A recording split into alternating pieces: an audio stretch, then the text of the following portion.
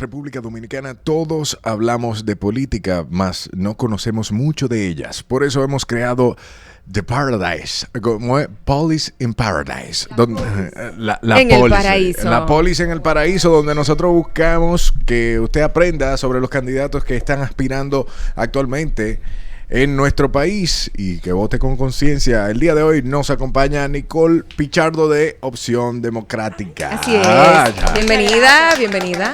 Se oye. Oh, Sí, pero tú háblale un poquito hacia arriba. Así como lo tiene. No, para arriba. sí. Ok. Ahora sí, Aprendiendo, señora. Claro que sí. Nicole, bienvenida. Un placer Muchas tenerte gracias. aquí en El Paraíso. Esto es una oportunidad para que no solamente los jóvenes escuchen sobre política, sino que también los jóvenes que nos escuchan sepan cuáles son las posturas y las candidaturas que estamos viendo con jóvenes como tú. Eres de Opción Democrática. ¿Qué quieres hacer para nuestro país? Mira, una de las cosas más importantes sobre la política es que cuando nosotros no nos metemos en la política se mete con nosotros. Primero, espérate. ¿Cuántos años tú tienes, Nicole? 26. 26. 26. Wow. Y como 40 de experiencia. La Constitución dice que puedo ser diputada con 25. Y ustedes saben quién hizo algo mucho más grande que ser diputado con 25. Duarte, liberó una nación. Entonces yo lo que quiero es una silla vieja, yo no quiero tanta cosa. O sea, yo soy más humilde que Duarte, ¿verdad? Pero quiero ser como Duarte en algún momento. Bueno, la política cuando escuchamos eso, como que, ay Dios, otra gente habla de ese tema, yo estoy harto. Yo también estoy harta de la política, por eso me metí en la política. Porque, por ejemplo, nosotros vivimos en una ciudad que tiene problemas que tienen una raíz política muy, muy, muy profunda. Por ejemplo, los tapones. Ninguna metrópoli en el mundo ha superado los tapones, pero los tapones son derivados de decisiones políticas. ¿Por qué? Porque hace 30 años aquí se decidió que se iba a priorizar el transporte privado y las carreteras, y se descuidó completamente el transporte público. Señores, en República Dominicana habían ferrocarriles, tú llegabas a San Pedro, o sea, había una industria de la caña que funcionaba con ferrocarriles, había un transporte público de calidad. La ONSA, que en ese momento no se llamaba ONSA, tenía un carril exclusivo para ir por la 27 de febrero. Así que tenía una especie de rombo. Claro, y que ningún otro carro calle se puede meter. Eso hace que el transporte público sea más eficiente y que la gente se incline a usarlo más. Porque si la ONSA te toma 2 horas llegar a la universidad, Okay. claro que tú prefieres endeudarte, aunque tú no quieras, para buscar un carro para llegar más rápido. Entonces, Entendido, esas son sí. decisiones políticas. Por ejemplo, otra cosa que son decisiones políticas.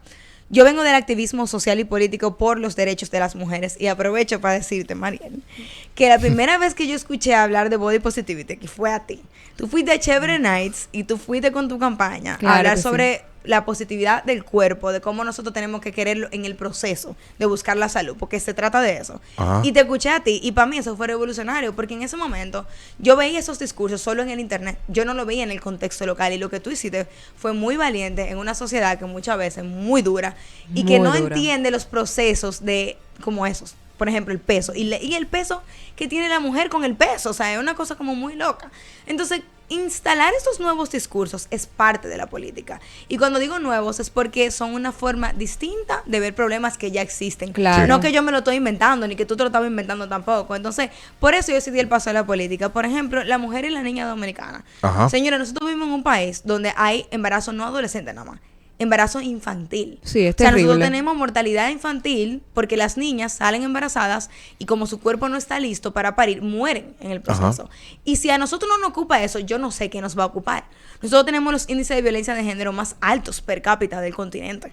O sea, y eso también tiene que ver con decisiones políticas. Y a veces tú te preguntas, cónchale, ¿por qué hemos naturalizado Pero esto? Nicole, lo que pasa ahí es que si tú te fijas, eso es un problema que no se hace con microondas. No. Y muchas veces nosotros somos jóvenes y podemos tener una misma conversación o estar dentro de un mismo contexto y entender que si, por ejemplo, se toma una medida contra la violencia de género, se va a acabar el año que viene o va a disminuir. Sí. Y a mí lo que más risa me da, que pasa actualmente, es que se celebra porque bajó un 2%. No, claro. Eso no se debe de celebrar porque como quiera hay Hay una mucha- persona que murió. Exacto, Que hay muchas una víctimas. vida es demasiada. O sea, una vida que nos cueste de una mujer. Es mucho. Y como eso le afecta también a la sociedad. Ustedes, por ejemplo, tú eres mamá. O sea, esa familia, esos niños, Sí. se quedan huérfanos. Hay estudios sobre eso. Les invito a buscarlos en Google, principalmente de investigadoras dominicanas, que demuestran cómo es la situación de los niños que quedan en orfandad luego de un feminicidio.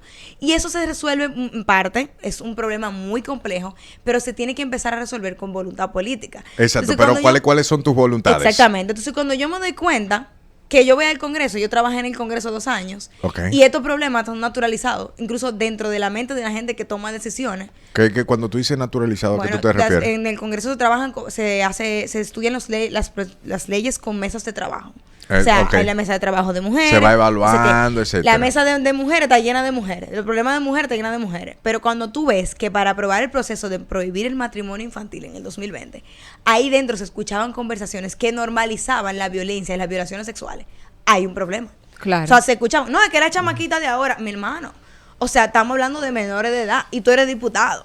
¿Entiendes? Entonces, cuando tú ves eso te abre los ojos y a ti te mete, por ejemplo, a mí me entró un sentido de urgencia de participar. ¿Y qué tiene que ver la política con esto? Primero, nosotros tenemos que empezar a educar con el concepto de igualdad.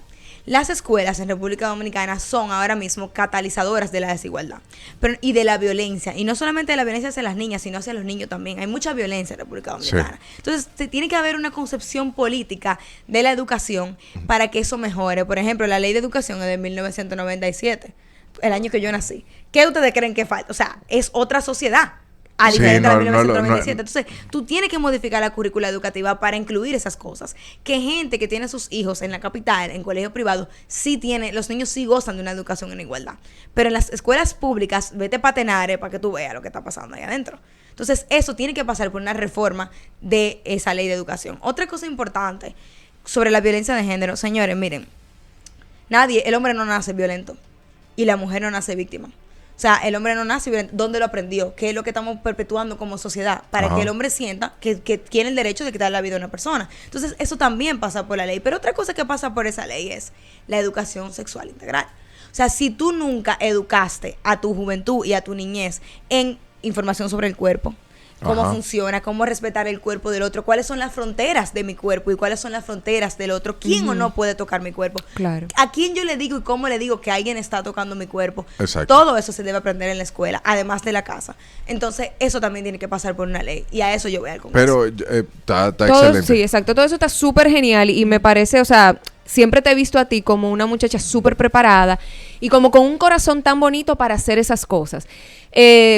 Y me llama muchísimo la atención, por ejemplo, queremos educar en igualdad. ¿Qué significa eso? Porque así como bien, o sea, queremos educar en igualdad y queremos que haya oportunidades para todo el mundo, nosotros no somos iguales. El hombre y la mujer, o sea, somos biológicamente distintos, nos inclinamos por distintos gustos y demás, pero y te externo mi preocupación, que era lo que le quería externar cuando Eric se sentó ahí y lo tomó de otra manera. O sea, cómo yo identifico que Opción Democrática no cumple o no quiere esa agenda 2030 que ha afectado a tantas otras naciones que buscan lo mismo en nombre de la igualdad, donde vemos que en nombre de la igualdad se le ha creado un privilegio a la mujer que por el hecho de ser mujer ya es víctima, y cualquier cosa que haga el hombre es el perpetrador, que es lo que hemos visto en otros lugares donde el feminismo se ha radicalizado tanto que perjudica verdaderamente al hombre. ¿En qué sentido? De que él es el culpable hasta que se demuestre lo contrario y ni siquiera hay pruebas contundentes que lo haga culpable. Entonces, en un sistema donde queremos igualdad, a mí me preocupa que así mismo como queremos un ministerio de la mujer, así mismo debe haber un ministerio del hombre, y yo no veo eso. Yo no veo al hombre que cuando es víctima pueda ir a una casa de acogida de hombres a decir, mi mujer me está violentando. Entonces, ¿cuál es la igualdad por la que ustedes están gobernando que nos pueda hacer sentir que verdaderamente va a haber una igualdad entre todos? Porque claro, yo no quiero privilegios para mí. Yo no quiero que si yo tengo un hijo varón en un momento, él sea el posible violador, claro, como yo he visto en feministas radicalizadas, donde el hombre verdaderamente es el culpable de absolutamente todo.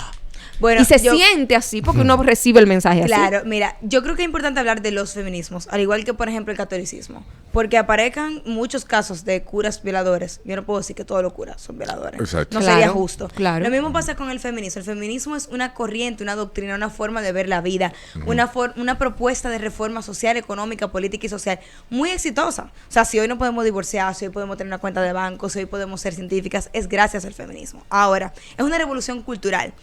Una cosa muy importante a tomar en cuenta es que ni tú y yo somos iguales, somos mujeres. O sea, claro, tú y yo tenemos gustos totalmente diferentes. O sea, claro, no se trata de igualdad biológica, sino porque somos diferentes. Y qué bueno.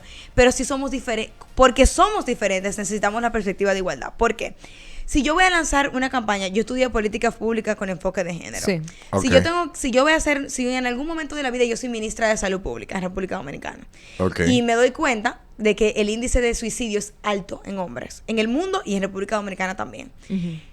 Si los hombres se suicidan más que las mujeres y se suicidan de manera incluso mucho más violenta que las mujeres, cuando yo lance una campaña para prevenir el suicidio, le voy a hablar igual a la mujer y a los hombres. Jamás. Nunca. Entonces, de eso se trata la perspectiva de igualdad. Lo mismo pasa en la escuela. Si desde chiquito en la escuela te dicen que las mujeres son las que escriben lindo y que son las que hacen la cartulina y el varón es el que tiene que ser bueno en deporte, toda persona que se salga de ese molde sufre hasta de discriminación sin ser necesario, y muchas veces hasta limitamos el desarrollo de la persona. O sea, tenemos, por ejemplo, mi hermano mayor es arquitecto y él es súper creativo, escribe súper lindo, no sé qué. Yo no soy creativa, yo no sé de decoración, yo escribo más feo que el DH. O sea, y mi hermano y yo somos totalmente diferentes. Tú te imaginas todos los comentarios que le pudieron haber hecho a mi hermano, Claro. todos los comentarios que me han hecho a mí, Ajá. que tú eres Claro. una macha, que tú eres un Tú eres marimacho y él es gay porque él escribe bonito, igual que mi hermano, y le eso decían no es eso. justo, porque eso limita el libre desarrollo de la personalidad y eso está en la Constitución. Ahora, lo que Opción Democrática viene a proponer en el país es claro y por eso yo milito en ese partido. Si vemos, por ejemplo, el programa de gobierno de Virginia Antares, nuestra candidata a la presidencia, ustedes lo pueden descargar en internet. Es claro lo que se propone, se explica la perspectiva de igualdad. ¿Por qué? Porque cuando nosotros empezamos a enseñar en igualdad, y cuando yo digo igualdad, no solamente los roles dentro Pero- de la escuela, sino dentro de la casa. O Pero sea, tam- enseñar a los chamaquitos, oye, todo el mundo tiene que fregar.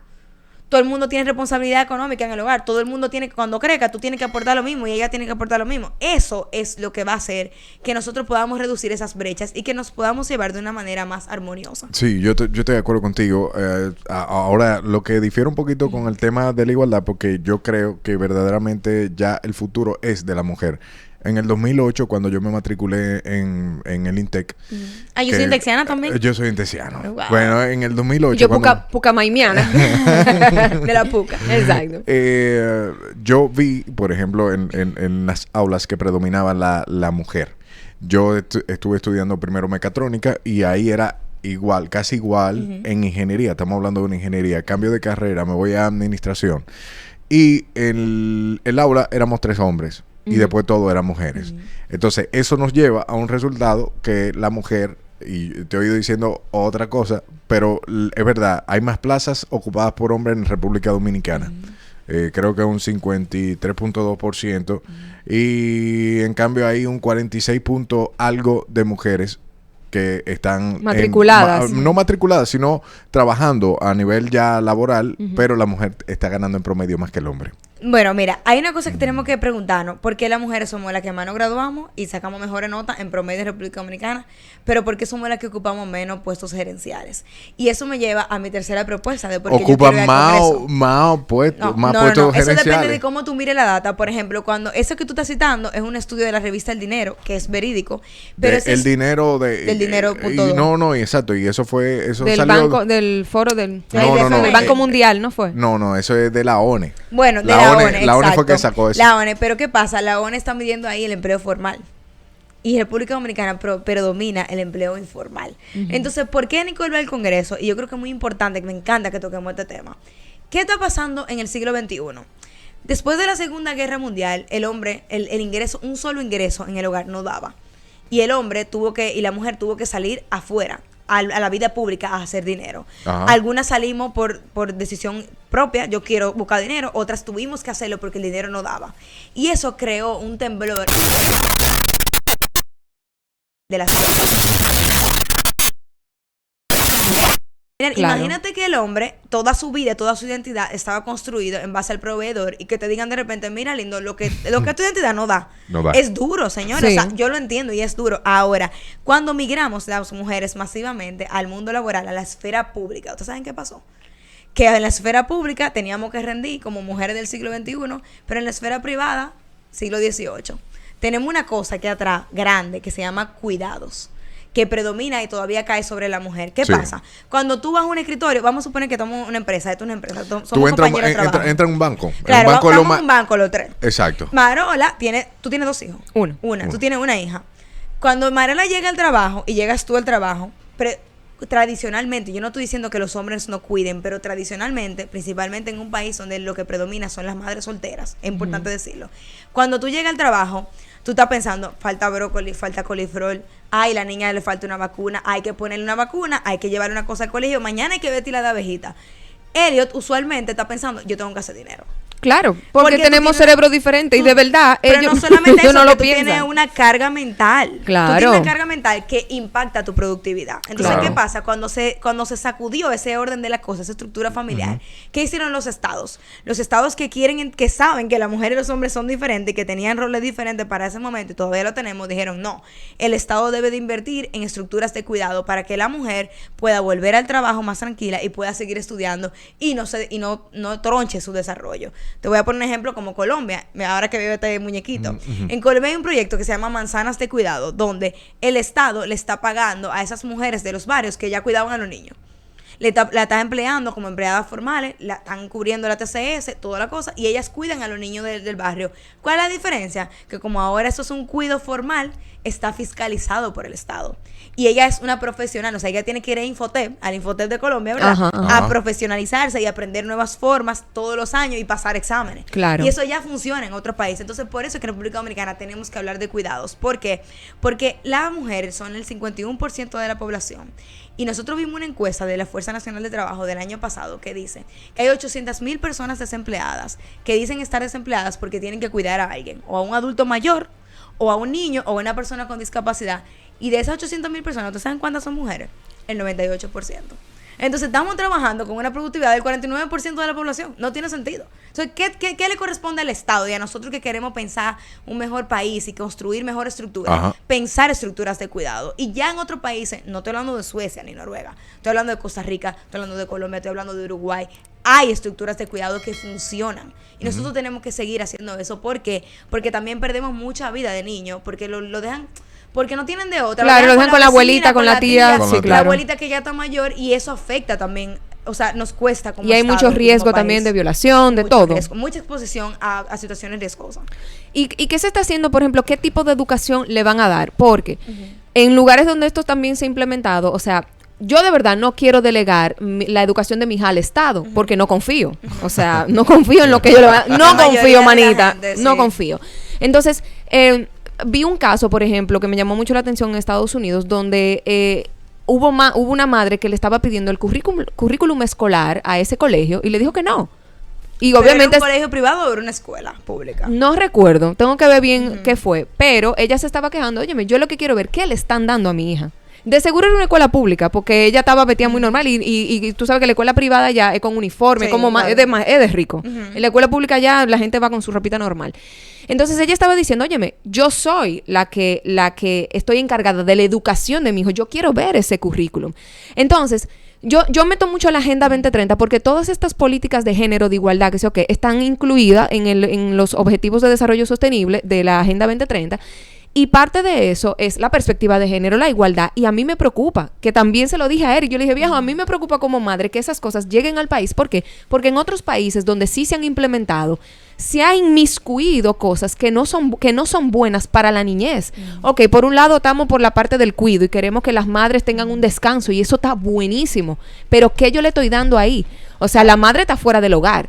Donde no están los padres, mi amor, o sea, hay un caos total. ¿Cómo yo evito que ese niño no sea introducido, por ejemplo, a ideología de género, a cosas que no van de acorde a mis valores? O sea, Bueno, mira, en primer lugar es importante entender el rol de la escuela pública. A ver, en República Dominicana nunca hemos tenido una educación que sea integral en afectividad y sexualidad. O sea, nunca ha existido a nivel nacional. Y por eso tenemos tanto embarazo adolescente. Muchas de esas niñas, señores, de verdad no saben cómo quedaron embarazadas, porque no tienen la información para discernir. Algunas son víctimas de violación y no lo saben. Entonces yo creo que muchas veces por la preocupación por lo que tu hijo aprende o no aprende es genuina e importante. De hecho, a todo el que estudia sociología nos enseñan, el hogar es el espacio primario de socialización. Ahí es donde nosotros formamos nuestro carácter. Pero ¿qué pasa? Muy bueno que tú eres una madre ocupada y que se ocupa de la educación de su hija, pero hay muchos niños que no tienen hogar. Claro. Entonces, la escuela debe ser el nivelador de esa desigualdad. Porque te lo digo, porque hay veces que dicen, no, que a mis hijos lo enseño yo. Ajá, y los niños que no tienen padre y mamá, ¿quién lo va a enseñar? Claro. Entonces, la escuela tiene un rol en eso. Ahora. Pero hay gente rica con cuarto, que tiene a su nana, que espera que la nana lo críe, que haga la tarea, ¿entiendes? O sea, se da en todos los estratos sociales. Puede haber un descuido y puede haber un niño que sea huérfano, que esté en situación de orfandad. Entonces, ¿qué pasa con eso? O que tiene abuelos analfabetos que no saben escribirle todavía, y no pueden ayudarlo a aprender. Entonces, la escuela, el Ministerio de Educación y sobre todo las leyes se aprueban siempre con la anuencia de la ciudadanía. Y aquí es donde viene la parte más agria que a nadie le gusta hoy. La ciudadanía no está participando de las discusiones públicas por los medios que tiene que hacer. Claro, podemos ir a un micrófono y decir, me preocupa esto, pero ¿cuándo hay vistas públicas en el Congreso? Que tú puedes ir como ciudadano y decir, mira, este párrafo me da miedo porque debería decir esto, esto y esto. La gente no hace eso. Y es muy importante que los padres se organicen y que lo hagan. ¿Por qué? Porque viene la reforma de la ley de educación. Y además de estos temas que estamos hablando, hay otro tema que hay que incluir: la educación afectiva, la educación en finanzas, la educación técnica, la educación superior. O sea, todo eso requiere de una ciudadanía organizada. Entonces, claro. Yo comparto la preocupación que tú tienes, pero sí te voy a decir algo que yo no quiero que cometamos ese error en República Dominicana. A veces nosotros, por tenerle miedo a cucos de otros países, ¿verdad? Tronchamos caminos que nos faltan andar. Y a nosotros de verdad nos urge tener esa educación en perspectiva de igualdad y educación sexual en las escuelas. Te voy a decir por qué. Esto es una de las cosas que más me alarma a mí como política y como ciudadana. Las denuncias de incesto en la Procuraduría General de la República desde el 2021 para acá están aumentando. Entonces aquí tenemos un problema, aquí tenemos una emergencia nacional con las violaciones sexuales. El hogar no es el lugar más seguro para mucha gente, con la educación sexual integral, y tenemos que avanzar. Ahora, eso siempre se va a hacer en conjunto con los padres. Siempre se ha hecho en conjunto con los padres. Pero para eso tenemos que participar de la discusión pública, porque si no, no va a pasar nunca. ¿Qué soluciones tenemos a esos incestos? O sea, yo sé que tú eres pro aborto en las 3 causales. O sea, ¿cuál es la solución real a una niña que está siendo víctima de incesto, y entendiendo que un trauma de una violación, yo a mi entender entiendo que no se resuelve con el trauma de un aborto? Entonces, ¿cómo ustedes consideran que hay una solución real para amortiguar el trauma que ya hay de un incesto, violación o lo que sea? Porque es un doble trauma. Es un doble trauma, o sea... Eso es una discusión que se puede tener. Miren, yo no soy pro aborto, yo soy pro decisión. O sea, yo necesito que la niña o la adulta que está en una situación donde su vida se ve en riesgo, donde fue víctima de, o sea, tiene un producto en su vientre de los peores momentos de su vida, que es su nieto, pero al mismo tiempo su primo, pero al mismo tiempo su abuelo, porque es hijo de su abuelo. Es tormentoso, es un trauma. Es importante que esa persona decida, junto con la ayuda, asistencia psicológica necesaria, lo que va a hacer. Por eso yo soy pro decisión. Ahora sí te digo, si nosotros no sabemos identificar eso, ¿cómo lo vamos a denunciar? Claro. Entonces hay que tener la información para denunciar, y otra cosa, hay que fiscalizar el Poder Judicial para que le dé justicia a esas víctimas y reparaciones. Porque muchos de esos crímenes juegan al cansancio de la víctima y se quedan impunes. Y eso no puede quedar impune tampoco. No, claro. Entonces eso es el tema. Entonces otro tema también importante es, y lo digo por el tema del derecho a decidir. Señores, miren, de verdad, yo creo que el pueblo dominicano, y lo digo como con todo el conocimiento de causa, porque tengo mucho tiempo recorriendo estos caminos. Yo he trabajado con educación sexual integral, yo he trabajado con víctimas, yo he trabajado con todo, yo he estado en todos lados. Más de lo que yo quisiera estar. Yo he visto más de lo que yo quisiera ver. Señores, no todos los embarazos ocurren en el mismo contexto. O sea, es muy duro tú pasarte una semana con una gente y date cuenta que el señor con el que tú estabas hablando fue el que le embarazó de su abuelo. Es muy duro tú saber de un caso de una niña que se da cuenta que está embarazada, víctima de una violación, y se introduce una percha oxidada en el cervix para abortar. Claro, es horrible. Es muy duro tú saber que tú tienes un embarazo deseado. Yo acabo de perder a una colega del movimiento feminista, un embarazo deseado con su niño, que el embarazo estaba poniendo en riesgo su vida, no iba a dar vida, no le pudieron hacer ese aborto porque lo necesitaba para vivir, y se murieron los dos. Ahora yo no tengo a mi amiga. Entonces, yo lo que quiero es hacer un llamado a la empatía. Yo no quiero que andemos por ahí. Nadie quiere estar en esa decisión. Nadie quiere estar ahí. Claro, es sumamente desagradable. Pero, por ejemplo, y esas personas no necesitan que la juzguemos más, necesitan que la comprendamos. No, sin ánimos de juzgar. ¿Cómo, o sea, cuál es la solución de una niña que ha sido víctima de incesto? O sea, ¿cuál es el plan de contención? Porque yo te voy a decir una cosa, el aborto va a solucionar el problema inmediato, el problema de esa niña que está embarazada de su propio abuelo. Eso es un problema para ella. No, pero para la sociedad en general. Ok, es un problema para ella o para la sociedad o lo que sea, pero ¿qué es lo próximo? Porque así mismo como yo puedo decirle, mira, vamos a acabar con el problema y matamos al muchachito y te lo sacamos. Así mismo también podemos decirle, mira, tú puedes tenerlo, tú vas a tener 1 año de salud mental garantizada, con un traumatólogo, con un psiquiatra, con un psicólogo, pastillas garantizadas, o sea, medicamento garantizado. Tú vas a tener o sea, ¿qué otro plan hay que no sea el aborto? Porque lo que te digo, es lo inmediato y es más fácil yo decir, vamos a sacarte el muchachito y listo. Pero ese es otro trauma que no estamos viendo, porque aunque lo queramos ver de que ella tiene el poder de decisión, y vamos a decir que sí, ella tiene el poder de decisión, lo que no tenemos decisión de decidir por la otra vida. O sea, mira, ¿cuál es el plan para ella que no sea el aborto? Porque lo único que oigo es, ella tiene el poder de decisión. ¿Qué otra opción se le está dando? Nosotros tenemos muchos años diciendo que lo primero que tenemos que hacer es garantizar la educación sexual integral, que eso es lo primero. Y lo segundo es, recordemos que la República Dominicana es uno de los 5 países de la región que tiene la prohibición total de las 3 causales. O sea, es uno de los 5 países. ¿Qué pasa en los países donde hay 3 causales? Es que tú no puedes tomar la decisión sin poner la denuncia. Y la denuncia implica ese procedimiento, ese acompañamiento que tú dices. Ningún país que tiene las 3 causales le impone a ninguna víctima abortar. Ninguno. Lo que sí le dice, tú tienes el poder de decidir. Por ejemplo, eso que tú dices, justo lo que tú dices es lo que queremos. Que tengan A y B. Si una persona se le muestra ese camino y el otro que decida, pero ahora mismo lo que hay es una imposición.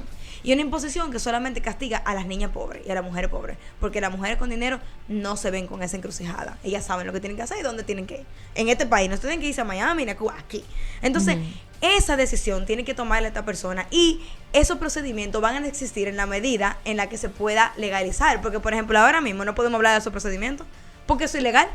Yo puedo ir presa por decir, no, lo que debería... O sea, yo estoy aquí loca por decir de lo que debería de pasar, pero yo no te lo puedo decir porque es ilegal y yo no puedo incitar a eso. ¿Entiendes? Entonces, cuando hay una prohibición total e impuesta, eso cierra el camino que hablemos de las otras posibilidades. Ok. O sea, es un problema. Señores, se nos ha acabado el tiempo, lamentablemente. Nicole, reitera tus redes sociales para cualquier persona que quiera seguir. Bueno, yo soy Nicole Pichardo. Yo estoy en Instagram, Twitter, TikTok, todas las redes sabidas por haber, como Nicole Pichardo A o Nicole Pichardo, y quiero estar abierta a escucharlos a todos ustedes y a escucharlas, y quiero ir al Congreso a demostrar que tenemos poder y que se puede lograr una nueva forma de hacer política.